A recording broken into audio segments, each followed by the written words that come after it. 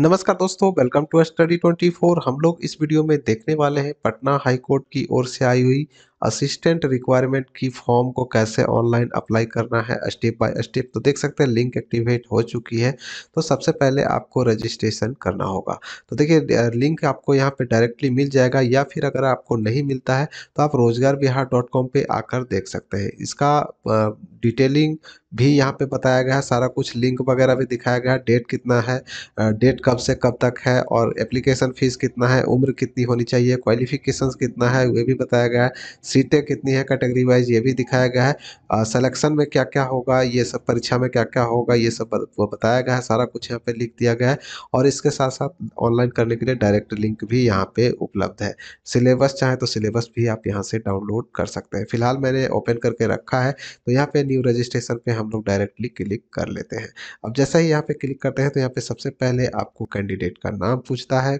नाम यहाँ पे मैट्रिक के सर्टिफिकेट के अनुसार ही आपको यहाँ पे डालना है। डालने के बाद नाम डालने के बाद यहाँ पे कंफर्म करके फिर से दोबारा डाल देना है। और यहाँ पे आपसे पूछा जाता है कि क्या आपने पहले कभी अपना नाम वगैरह चेंज किया है, तो आपको यस नो यहाँ पे करना है। ठीक है, इसको यस नो करना है, तो मैं यहाँ पे नो करवा देता हूँ। और यहाँ पे उसके बाद है यहाँ पे फादर नेम है, मदर नेम है, यहाँ पे जेंडर है, मेल फीमेल जो भी है उसे सेलेक्ट करेंगे। और उसके बाद यहाँ पे जेंडर सेलेक्ट करने के बाद यहाँ पे आपसे पूछा जाता है बिहार के निवासी है कि नहीं, तो यस नो कर सकते हैं। अब यहाँ पे रिजर्वेशन कैटेगरी है, आपका रिजर्वेशन कैटेगरी भी आपको सेलेक्ट कर लेनी है, देख सकते हैं। तो रिजर्वेशन कैटेगरी आपकी जो भी है उसे भर लेंगे, जनरल, ईडब्ल्यूएस, बीसी, बीसी जो भी है आप उसे सेलेक्ट कर लेंगे। करने के बाद यहाँ पे आपसे दिव्यांग वगैरह है तो पूछ रहा है यस नो करने के लिए, तो यहाँ पे मैं नो कर देता हूँ। अब यहाँ पे गवर्नमेंट एम्प्लॉय है तो यस नो कर सकते हैं, मैं यहाँ पे नो कर देता हूँ। अगर आप पटना हाई कोर्ट के एम्प्लॉय वगैरह हैं, काम करते हैं वहाँ, तो यस नो कर सकते हैं, मैं यहाँ पे नो कर देता हूँ। अब यहाँ पे डेट ऑफ बर्थ है, डेट ऑफ बर्थ कैलेंडर के माध्यम से आप सेलेक्ट कर लेंगे। और करने के बाद यहाँ पे मोबाइल नंबर है, देख सकते हैं, और यहाँ पे फिर दोबारा से डाल के कंफर्म कर लेना है। करने के बाद नीचे आते हैं तो देख सकते हैं यहाँ पे आपको ईमेल आईडी मांगी जा रही है, तो यहाँ पे ईमेल आईडी डाल देंगे। और यहाँ पे दोबारा डाल के कंफर्म करेंगे, इसे आपको टिक कर लेनी है और सबमिट बटन पे क्लिक कर लेना है।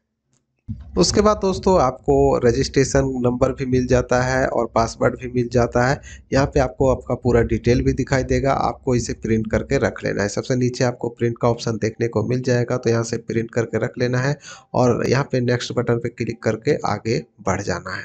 अब नेक्स्ट स्टेप में दोस्तों आप यहाँ पे देख पा रहे होंगे नीचे जो दिखाया गया है, यहाँ पे एड्रेस आपको अपना पूरा भरना है। यहाँ पे कोरोस्पोंडेंस एड्रेस है, जैसे एड्रेस 1, एड्रेस लाइन 1 है, लाइन 2 है। यहाँ पे स्टेट सेलेक्ट कर लेना है, ठीक है। डिस्ट्रिक्ट सेलेक्ट कर लेनी है, जो भी आपका डिस्ट्रिक्ट है। डिस्ट्रिक्ट सेलेक्ट करने के बाद यहाँ पे नीचे आएंगे तो यहाँ पे पिन कोड है, पिन कोड फिल कर देंगे। और परमानेंट एड्रेस और कोरोस्पोंडेंस एड्रेस सेम है, तो आप इस पर टिक करेंगे तो यहाँ पे ऑटोमेटिकली फिल हो जाएगा। अब यहाँ पे नीचे आते हैं तो देखिए यहाँ पे पद का नाम यहाँ पे पहले से है। अब यहाँ पे चॉइस प्रेफरेंस पूछा जा रहा है एग्जामिनेशन सेंटर का, कहाँ आप एग्जामिनेशन सेंटर रखना चाहते हैं। तो जो भी एग्जामिनेशन सेंटर आप देना चाहते हैं इसमें से दे सकते हैं, ठीक है। 3 सेंटर है, तीनों में से सेंटर आपको सेलेक्ट कर लेनी है। करने के बाद यहाँ पे नीचे आते हैं तो मैरिटल स्टेटस है, शादीशुदा है या अनमैरिड है, जो भी है उसे सेलेक्ट कर लेंगे। यहाँ पे सपोज नेम अगर कुछ है तो डालेंगे, नहीं तो नहीं डालेंगे, ठीक है। यहाँ पे NA कर सकते हैं अगर नहीं है कुछ तो, ठीक है। और यहाँ पे आते हैं, यहाँ पे आइडेंटिटी प्रूफ के बारे में पूछा जाता है, कौन सा आइडेंटिटी प्रूफ आप देना चाहते हैं, तो मैं यहाँ पे आधार सेलेक्ट कर लेता हूँ और यहाँ पे आधार नंबर यहाँ पे डाल देंगे, ठीक है।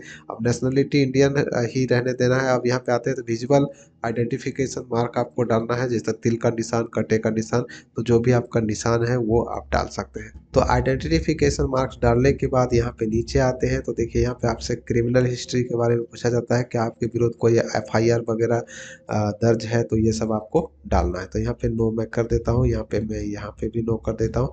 अब यहाँ पे आपसे पूछा जाता है क्या आपने टेरिटोरियल आर्मी के लिए कम से कम 2 साल के लिए काम किया है, तो यस नो कर सकते हैं, ठीक है। अब लेकिन इसमें मांगा गया है तो यहाँ पे आप यस नो भी कर सकते हैं। अब यहाँ पे NCC कैडेट को NCC सर्टिफिकेट अगर आपके पास है B, तो यहाँ पे आप सेलेक्ट करके यस नो कर सकते हैं, तो मैं यहाँ पे नो कर देता हूँ। अब सबमिट बटन पे क्लिक कर लेंगे, ठीक है।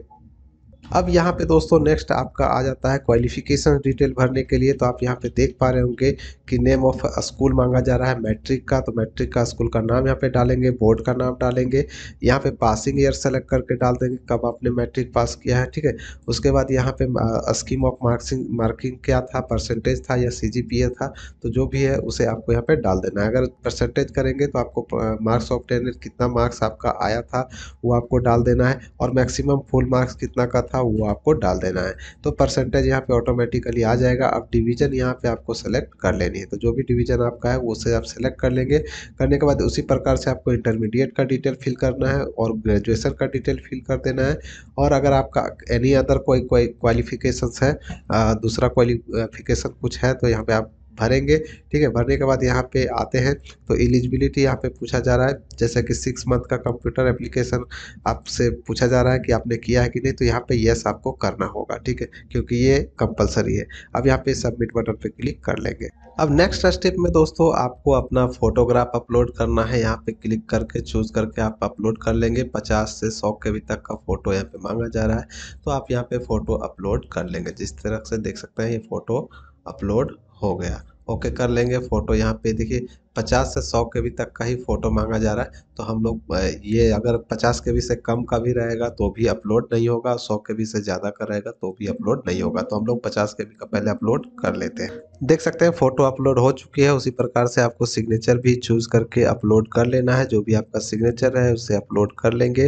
अपलोड करने के बाद देख सकते हैं सिग्नेचर भी अपलोड हो चुकी है। और इसी प्रकार से आपको मैट्रिक का सर्टिफिकेट यानी कि मूल प्रमाण पत्र आपको यहाँ पे अपलोड करना है 50 से 100 के भी तक का, जेपीजी या फिर जेपीईजी या पीएनजी फाइल में। पीडीएफ फाइल अपलोड नहीं होगी, ठीक है। अब यहाँ पे से पीडीएफ फाइल अपलोड नहीं करना है। और यहाँ पे मैट्रिक का मार्कशीट है और यहाँ पे सर्टिफिकेट था, तो ऊपर नीचे आप लोग देख लीजिएगा। यहाँ पे मैट्रिक का मार्कशीट सॉरी मूल प्रमाण पत्र है, सर्टिफिकेट और यहाँ पे मार्कशीट आपको अपलोड कर देनी है। उसी प्रकार से नीचे आएंगे तो यहाँ पे ग्रेजुएशन का डिग्री का सर्टिफिकेट मांगा गया है और यहाँ पे मार्कशीट मांगा गया है। अगर आपके पास डिग्री नहीं है, ठीक है, डिग्री मांगा जा रहा है। अगर आपके पास डिग्री नहीं है तो आप प्रोविजनल भी दे सकते हैं, प्रोविजनल भी आपको लग जाएगा। अब नीचे आते हैं तो देखिए यहाँ पे आपसे मांगा जाता है आपका कोई डिप्लोमा कोर्स जो आपका कंप्यूटर एप्लीकेशन से जुड़ा हुआ है, 6 महीने का कोर्स, वो आपको यहाँ पे अपलोड कर देना है। उसके बाद यहाँ पे नीचे आते हैं तो आइडेंटिटी प्रूफ है, आधार कार्ड जो भी आपने दिया है वो आपको यहाँ पे अपलोड कर लेना है। और उसके बाद यहाँ पे आता है डोमिसाइल सर्टिफिकेट या फिर निवास प्रमाण पत्र अपलोड कर लेंगे। यहाँ पे कास्ट सर्टिफिकेट या एनसीएल या ईडब्ल्यूएस प्रमाण पत्र अपलोड करेंगे। और अगर उससे जुड़ा कुछ और डॉक्यूमेंट आपके पास है तो आप यहाँ पे अपलोड कर सकते हैं। करने के बाद यहाँ पे सबमिट कर लेंगे। सबमिट करते ही दोस्तों आपका प्रिंट आउट प्रीव्यू आपको दिखा देगा। जो भी आपने आवेदन में भरा है सारा कुछ दिखा देगा। आप चाहे तो प्रिंट प्रीव्यू को आप यहाँ से प्रिंट भी कर सकते हैं। पेमेंट पे क्लिक करने से पहले आपको देखिए यहाँ पे टिक करना है। टिक करते ही देखिए यहाँ पे पेमेंट का ऑप्शन आपको आ जाता है, तो यहाँ पे आप पेमेंट कर लेंगे। अब देखिए जैसे ही पेमेंट पे आप क्लिक करते हैं यहाँ पे देखिए टिक करना है और प्रोसीड बटन पे क्लिक आपको कर लेनी है। जैसे ही आप क्लिक करते हैं पेमेंट गेटवे आपका खुल जाता है। आप यहाँ पे चाहे तो credit card, net banking, UPI जिससे भी आप पेमेंट करना चाहे आसानी से कर सकते हैं, ठीक है। पेमेंट करने के बाद आपका जो प्रिंट आउट है वो आपको फाइनली प्रिंट करना होगा, तो उसको प्रिंट करके रख लेना है। तो इस प्रकार से जो है आपको दोस्तों आवेदन करना है स्टेप बाय स्टेप। उम्मीद करता हूँ जानकारी क्लियर हो गई होगी। तो वीडियो को ज़्यादा से ज़्यादा शेयर कर दे, चैनल को सब्सक्राइब कर ले। पल पल की अपडेट के लिए मैं मिलूंगा नेक्स्ट वीडियो में नेक्स्ट अपडेट के साथ। तब तक के लिए बाय, जय हिंद।